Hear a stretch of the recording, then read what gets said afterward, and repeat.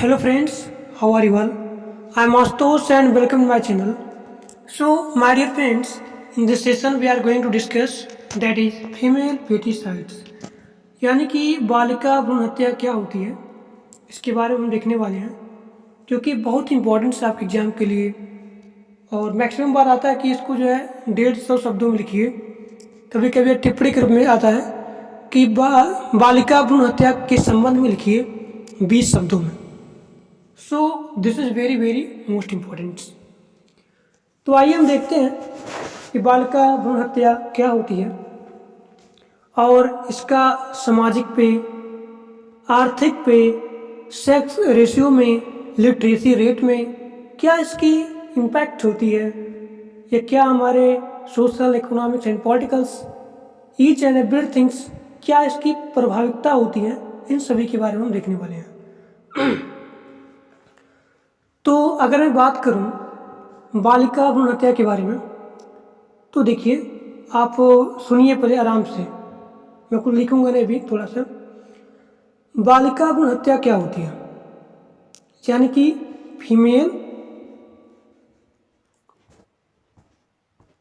Female foeticide. Foeticide मतलब होता है भ्रूण हत्या। जैसा कि हम देखते हैं कि भारत की प्रमुख सामाजिक समस्या के रूप में यह जो बालिका भ्रूण हत्या है यह उभरी है। Female feticides has emerged as a major social problem in our India. जब कोई व्यक्ति भ्रूण में यह जान लेता है कि यह जो लिंग है, यह जो सेक्स है, कन्या है यानी कि फीमेल है, तो वह आदमी तय करता है कि उसकी हत्या भ्रूण में करा देनी चाहिए या फिर वह करा भी देता है। इससे हमारे समाज में क्या होता है, असंतुलन की भावना स्थिति आ जाती है। अगर मैं बात करूं 2005 में, 2006 में, तो जो लिंगानुपात था, सेक्स रेशियो जो था बहुत कम हो गया था। जो सेक्स रेशियो था बहुत ही कम हो गया था। ठीक, तो इसी के कारण है, बालिका भ्रूण हत्या के कारण ही जो sex ratio, literacy rate, women empowerment, these are reducing behind this reason. तो अब देखिए, अगर आप इसको लिखते हैं तो आप ये भी लिखिए कि कन्या भ्रूण हत्या से जुड़े कानूनी प्रावधान क्या है। और हमें ये भी ध्यान रखना चाहिए माय डियर फ्रेंड्स कि सरकार अगर कोई नियम बनाता है तो उस नियम का पालन करना भी हमारा कर्तव्य बनता है। अगर सरकार कोई नियम बनाता है तो उसका पालन करना, उसका फॉलो करना, उसके डिसिप्लिन में, उसके रूल में, यह नियम हम सबका होता है, इसलिए हमें भी पालन करना चाहिए। आइए थोड़ा सा हम भेदभाव देख लेते हैं। भेदभाव हमारे समाज में सन्स और डॉटर, एक ही कोख से दोनों जन्मे होते हैं। जितना माँ को पीड़ा होती है बच्चे को पैदा करने में, उतना ही पीड़ा होती है उनकी बेटी यानी कि हमारी जो बहन है उनको भी पैदा करने में। बात है सुनने। तो जो पिता होते हैं, सामाजिक बाध्यताओं में अधिकांश पितृसत्तात्मक वंश समुदायों में माता पिता अपनी अपनी पुत्रियों को जमीन देने में हिचकिचाते हैं। ठीक, हिचकिचाते मतलब reluctant to give land their daughters. बात आया सुन में। अब आइए बहुत इंपॉर्टेंट ये लिख लीजिए आप प्रावधान कि जो फीमेल फेटिसाइड्स हैं उसके ऊपर क्या क्या कानून बने गए हैं उसके बारे में देख लीजिए, बहुत इंपॉर्टेंट है ये, आपका बहुत इंपॉर्टेंट है। पहला आपका कानून आता है मेडिकल टर्मिनेशन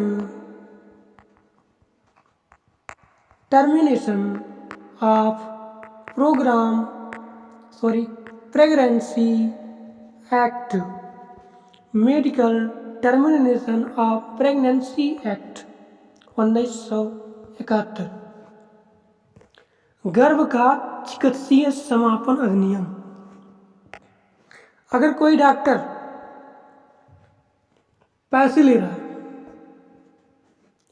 कि बताओ इस भ्रूण में मेल है या फिर फीमेल, तो उसके ऊपर सख्त कार्रवाई होनी चाहिए। गर्भ का चिकित्सीय समापन अधिनियम 1971 के तहत। अब आप दूसरा देख लीजिए, दहेज निषेध अधिनियम 1961 के तहत। जो मैंने पीछे बताया 1971 था, गर्भ का चिकित्सीय समापन अधिनियम। देखिए मैं क्या लिखा था उस पीछे वाले में। चलिए कोई दिक्कत नहीं। हाँ, तो ये देखिए दहेज वाला, दहेज निषेध अधिनियम। आया बात समझ में?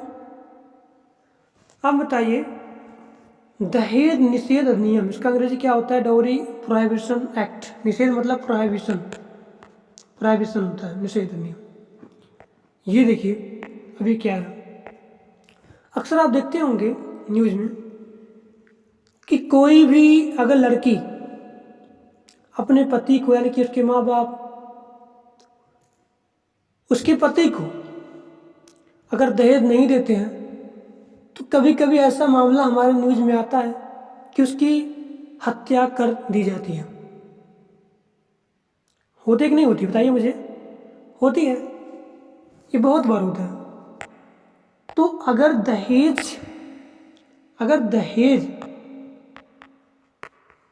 इसका अगर निषेध किया जाए तो हमारे समाज में इन सभी का कारण नहीं होगा। बहुत छोटी छोटी चीज़ें ऐसी हैं जो हमारे वुमेन एम्पावरमेंट को इफेक्ट करती हैं, बहुत छोटी छोटी चीज़ें। अब इन सभी का नियम बन गया 1961 के तहत, लेकिन उसका फॉलो करना, उसका स्वीकार करना, उस नियम को मानना, ये किसका कर्तव्य होता है? हमारा। और सरकार सबके बारे में इसलिए नहीं बोलती है, अगर वह बोलेगी तो जान जाएगी कि उसे वोट नहीं मिलेगा, उसको मेजोरिटी नहीं मिलेगी, इसलिए वो नहीं बोलती है। आइए चौथा देखिए, चौथा हमारा आता है मैटरनिटी। चौथा हमारा क्या आता है? मैटरनिटी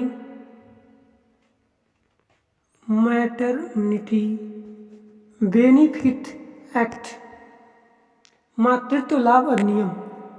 मातृत्व लाभ अधिनियम, मातृत्व लाभ अधिनियम, मातृत्व लाभ अधिनियम। ये हो गया। पांचवा आप नोट करिए, अगर आप फेर कॉपी बना रहे हैं पांचवा नोट करिए, बहुत बार आता है क्वेश्चन। पांचवा नोट करिए कि कार्यस्थल पर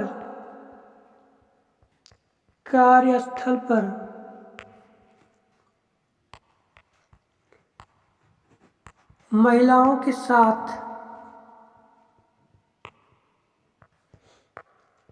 यौन उत्पीड़न यानी इसका रोकथाम हो, निषेध हो, ठीक, ये अधिनियम आती है। अधिनियम यानी कि sexual harassment at work place with women. बात आया सुनने? और लिखिए एक पॉइंट और, ये बहुत इंपॉर्टेंट है। घरेलू हिंसा से महिलाओं का संरक्षण किया जाए। महिला संरक्षण अधिनियम महिला संरक्षण अधिनियम किया जाए। ठीक, बात है सुनिए आपको। घरेलू हिंसा अधिनियम क्या होती है? डोमेस्टिक वायलेंस एक्ट, कि हमारे समाज में जो महिलाएं हैं उनकी संरक्षण किया जाए। भारत में लैंगिकता समानता, sexual equality achieve, and we have to escape of women with the help of domestic violence act under the 2005। क्योंकि अगर देखिए हमारे समाज की परिपक्वता का क्या मतलब होता है कि अगर समाज में जस्टिस हो, न्याय हो, तो उस सेक्स के आधार पे, लिंग के आधार पे ना हो। समाज में अगर न्याय हो, समाज में चूंकि लैंगिक न्याय की समाज की परिपक्वता की पहचान होती है, इसे प्राप्त करना सरकार का प्रमुख लक्ष्य होता है। यानी कि मैंने बोला लिंग के आधार पर, मतलब क्या हुआ आपका कि जस्टिस करना हो तो सेक्स के आधार पे हो, इसके डिवाइड में नहीं कि ये मेल है, ये फीमेल है, ये ऐसा है, ये वैसा है, नहीं। Under the article 14 we have to justice, right to equality, समानता का अधिकार होना चाहिए। और अगर महिला बराबर पुरुष हो जाए तो हमारे वुमेन एम्पावरमेंट में इंक्रीज हो जाएगा। महिला सशक्तिकरण ये क्या हो जाएगी? इंक्रीज हो जाएगी। क्या हो जाएगी? इंक्रीज हो जाएगी, ऑटोमेटिक। और इस पे क्या एक रीजन और बनता है?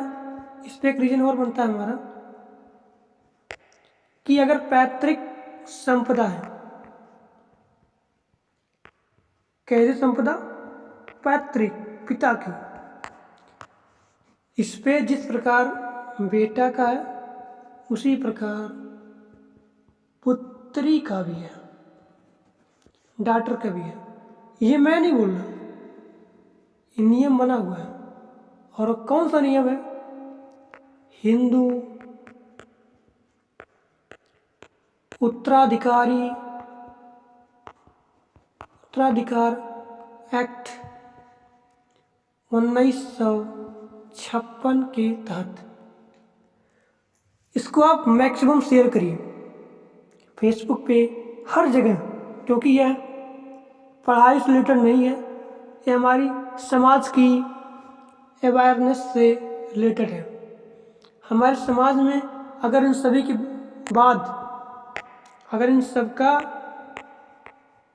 अच्छे से सब लोग जान लें तो हमारे समाज में जो दहेज प्रथा होती है उस दहेज प्रथा का भी हरासमेंट हो जाएगा। और हमारे वुमेन जो एम्पावरमेंट्स होती है उसमें भी इंक्रीज हो जाएगी। और हमारी जो सेक्स रेशियो होती है वो भी इंक्रीज हो जाएगी। और जो हमारी लिटरेसी रेट होती है वुमेन्स की, वो भी क्या हो जाएगी? ज़्यादा हो जाएगी।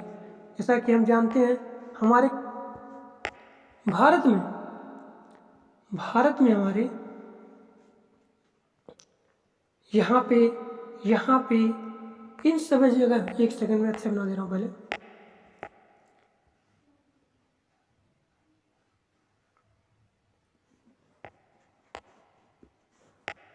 हमारे भारत में ये जो राजस्थान वाला एरिया है और इधर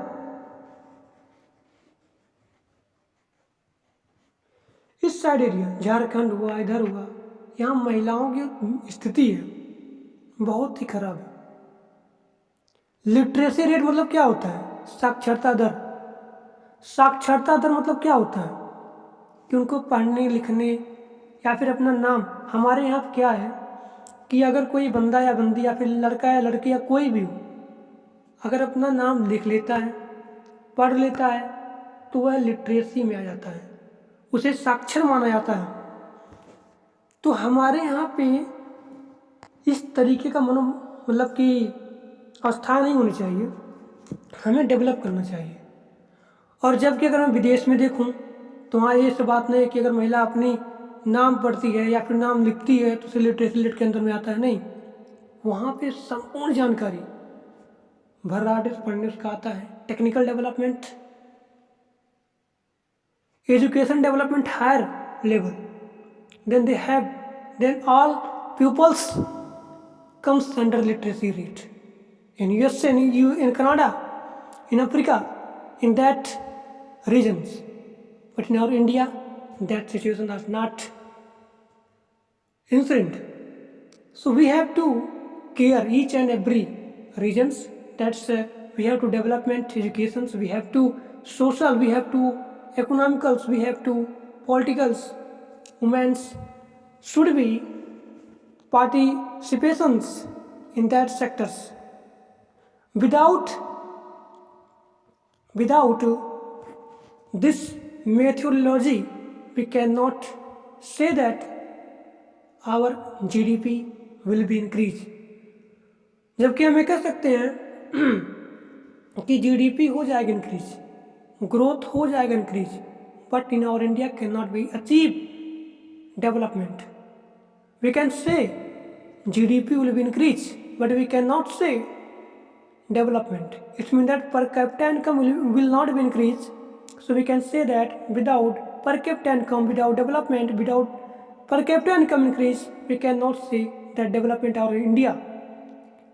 So just we have to focus in background, in rural sectors, in tribals, in territories, in eastern India, in Jharkhand, in Rajasthan, in codes categories. So we have to focus each and every sectors. So we can see that our India's each and every regions are developed.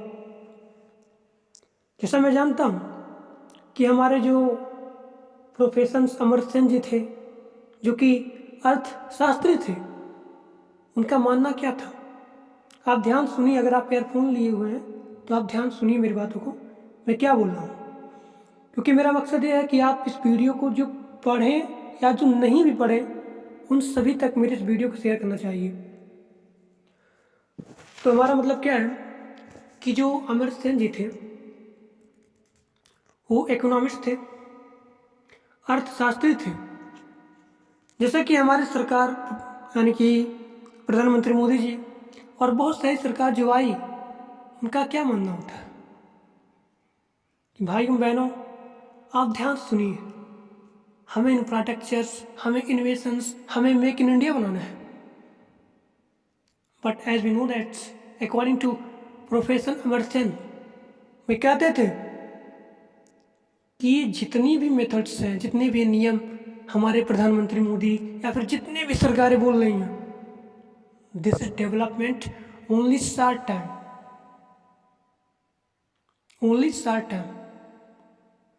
और जबकि मैं देखता हूँ हमारे USA में, हमारे Canada में, हमारे बहुत सारे डेवलपमेंट जो डेवलपिंग कंट्री है, यानी कि नहीं डेवलपिंग नहीं, डेवलप्ड कंट्री, वो वहाँ पे लिटरेसी रेट बहुत ज़्यादा है।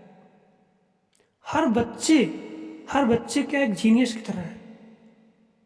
वहाँ से खोज बहुत ज़्यादा होती है, सर्चिंग, टेक्निकल डेवलपमेंट बहुत ज़्यादा होती है। तो इनका मानना क्या था अमर्त्य सेन जी का? अमर्त्य सेन जी का मानना यह था कि हमारे अगर इंडिया में एजुकेशन, हेल्थ और सोशल और इक्वलिटी जस्टिस, महिलाएं और पुरुषों के बराबर हों, अगर कोई सभी के डिस्क्रिप्शन ना देखा जाए, कोई भेदभाव ना देखा जाए, तो हमारी इंडिया बहुत आगे चली जाएगी। अगर हमारे यहाँ पे एग्रीकल्चर यानी कि जो छोटे छोटे उद्योग हैं, उन छोटे छोटे उद्योगों को भी देखा जाए। एक गांधी वाले सिद्धांत था कि we have to focus, we have to care shortest industries and then we have to give primary huge industries. But उनका मानना क्या था कि अगर सभी लोग शैक्षिक हो जाए, सभी का स्वास्थ्य, सभी की जो पोषण होती है वो अच्छा हो जाए, so we can say that our India can be developed with long term. तो आज के लिए बस इतना ही. Thank for watching my video and please like and subscribe my channel and please share this video. If you like this session and please share.